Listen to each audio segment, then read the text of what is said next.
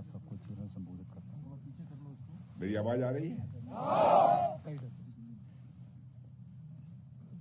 Army chief general Manoj ji Pande, GOC northern command lieutenant general Suchinder Kumar ji, GOC 14 corps lieutenant general Rashim Bali और 102 brigade के बहादुर officers, जेशियो और मेरे बहादुर जवानों, सबसे पहले मैं भारत माता के आप सभी जांबाज सपूतों को तथा आपके परिवार को, चूंकि होली के अवसर पर मैं नहीं आ पाया था, बिलेटेड मैं हार्दिक शुभकामनाएं देता हूं। विश्व के सबसे ऊंचे रण क्षेत्र में सियाचिन ग्लेशियर पर हिमालय जैसे ही अडिग होकर आप जिस तरीके से देश की सुरक्षा कर रहे हैं, उसके लिए मैं भारत का रक्षा मंत्री होते हुए आप सभी का अभिनंदन करता हूं।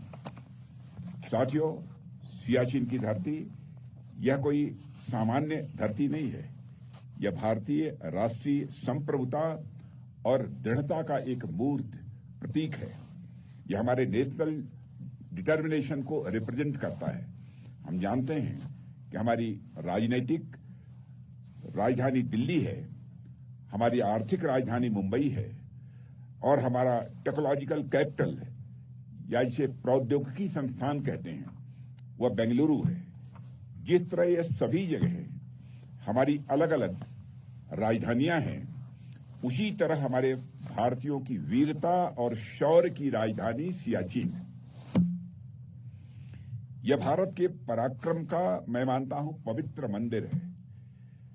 इसलिए आज ही नहीं, 5 साल पहले जब रक्षा मंत्री के रूप में रक्षा मंत्रालय का दायित्व मुझे मिला था, उसी दिन ही मैंने प्लान किया और उस समय army chief general Bipin Rawat ji हुआ करते थे, उनसे मैंने कहा और उसके एक दिन के बाद ही हम लोग यहां पर सियाचिन आए थे।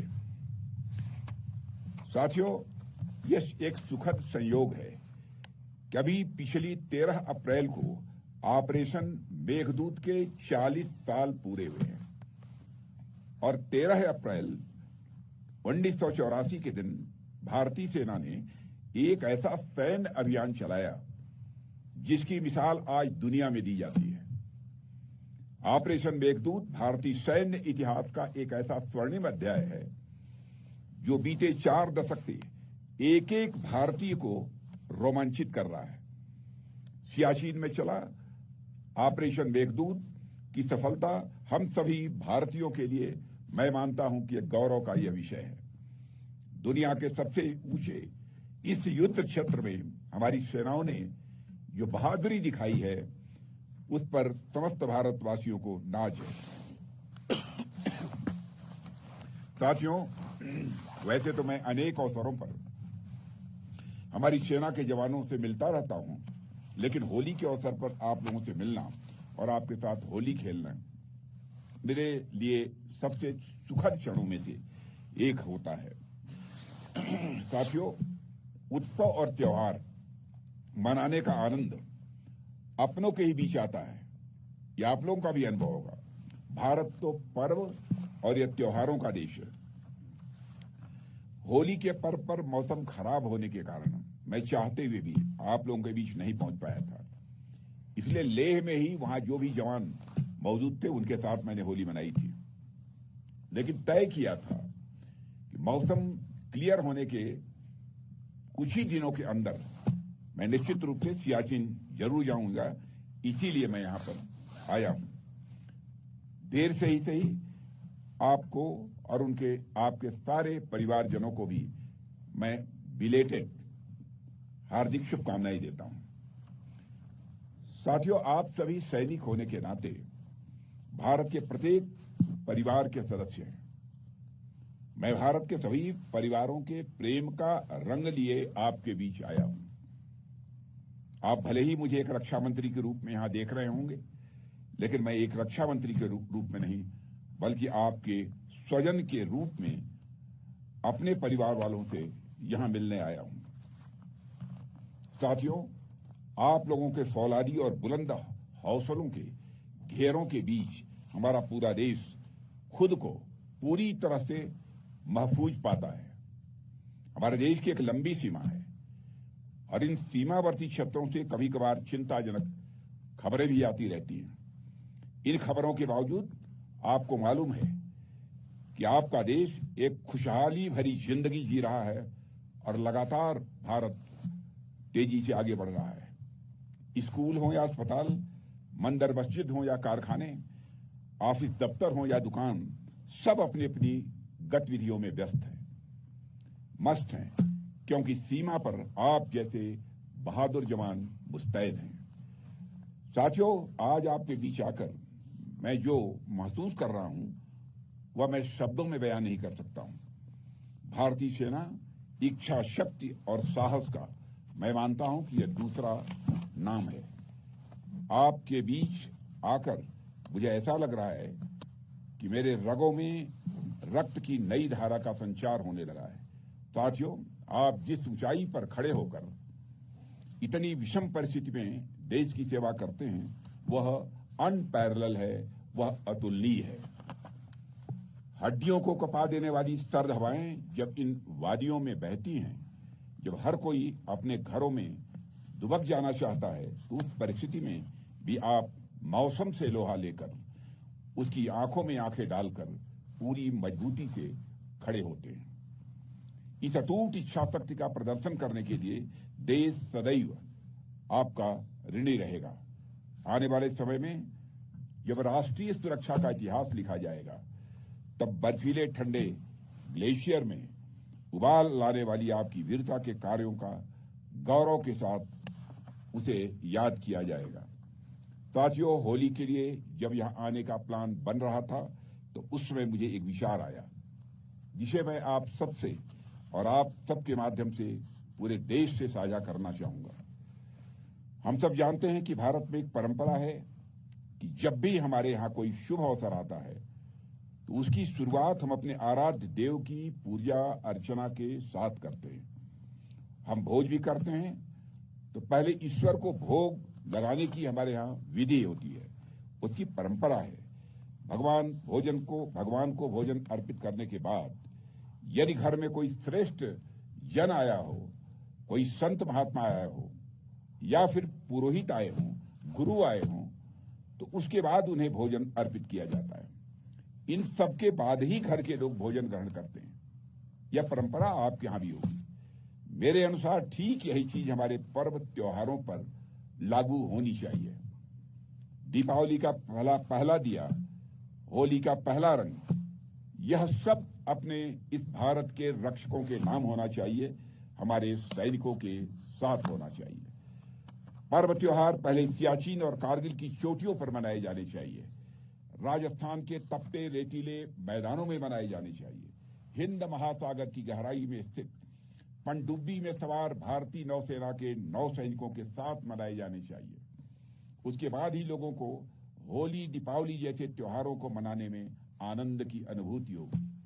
इसलिए मैंने सोचा कि मुझे होली का पहला टीका अगर कहीं पर लगेगा तो हमारे सैनिकों से लगेगा। इसीलिए मैं यहाँ ठीक होली के एक दिन पहले ही आना चाहता था, लेकिन जैसा मैंने कहा कि मौसम खराब होने के कारण चाहते हुए भी मैं नहीं आ पाया। हमारे army chief general Manoj ji Pandey और सुचिंद्र कुमार जी तो यहीं पर थे, अब मिस्टर बाली वहां पर थे। पूरी कोशिश की गई, लेकिन आपके बीच उस समय मैं नहीं पहुंच पाया, उसकी वेदना मुझे थी, इसीलिए आज आया। साथियों, तो मैं चाहता हूं कि सैनिकों के साथ ऐसा सेलिब्रेशन हमारी भारतीय संस्कृति का एक अभिन्न हिस्सा बन जाए कि कारगिल की बर्फीली चोटियों पर, राजस्थान के तपते रेतीले मैदानों में, गहरे समुद्र में स्थित पनडुब्बी में, इन जगहों पर हर बार सबसे पहले सम्मान पूर्वक पर्व और त्योहार मनाए जाने चाहिए। यहां हमारे army chief general Manoj ji Pandey भी उपस्थित हैं। मैं चाहूंगा कि आप एयर चीफ और नेवी चीफ से भी बात करके एक नई परंपरा स्थापित कर दें कि भारत में जब भी पर्व और त्योहार हो तो उसकी शुरुआत आप एक दिन पहले देश की सुरक्षा में तैनात जवानों के साथ मनाकर करें। यह हमारा आग्रह है। साथियों, यह राष्ट्र सेवा का आपका जो आप जो कार्य कर रहे हैं यह कोई साधारण काम नहीं है, यह एक दैवीय कार्य है। इसका मोल कोई भी कीमत देकर किसी भी सूरत में चुकाया नहीं जा सकता है। यहां सियाचिन की बर्फीली पहाड़ियों में भी आप दुश्मन पर गोली दागने के लिए और अपने सीने पर गोली खाने के लिए तैयार हैं, तभी देश में लोग चैन से हर त्योहार मना पा रहे हैं।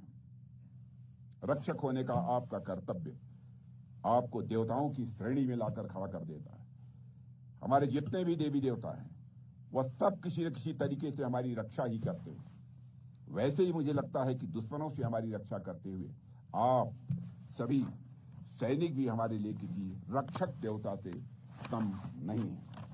साथियों, मैं पहले भी कई बार कह चुका हूं और आज भी कहता हूं कि आपका, आपके बच्चों, माता पिता यानी आपके परिवार का ख्याल रखना यह हमारा कर्तव्य है और उसके लिए हम हमेशा तत्पर हैं।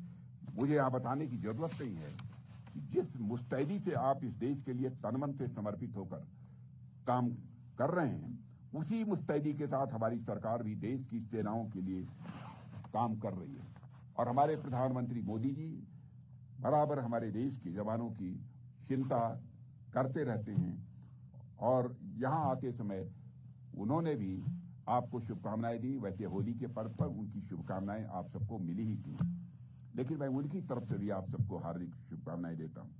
साथियों, होलिका दहन के संदर्भ में एक कथा आती है, मैं समझता हूं आप लोगों ने सुना भी होगा। जब होलिका भक्त प्रहलाद को लेकर अग्नि में बैठती है, एक दैवीय और चमत्कारी वस्त्र ने भक्त प्रहलाद की आग से रक्षा की थी। उसी वस्त्र की भांति आप देश के दुश्मनों की शत्रुतापूर्ण आग से देशवासियों की इसी प्रकार से रक्षा करते रहेंगे। इसी दृढ़ विश्वास के साथ मैं एक बार फिर से आपको और आपके परिवारजनों को देर से ही सही होली की ढेर सारी हार्दिक शुभकामनाएं देता हूं और इसी शुभकामनाओं के साथ आप सभी को धन्यवाद देते हुए अपना निवेदन समाप्त करता हूं। बोलिए भारत माता की, भारत माता की, भारत माता की। बहुत बहुत धन्यवाद। अब मैं मुख्य अतिथि महोदय से अनुरोध करता हूं कि वे जलपान के लिए प्रस्थान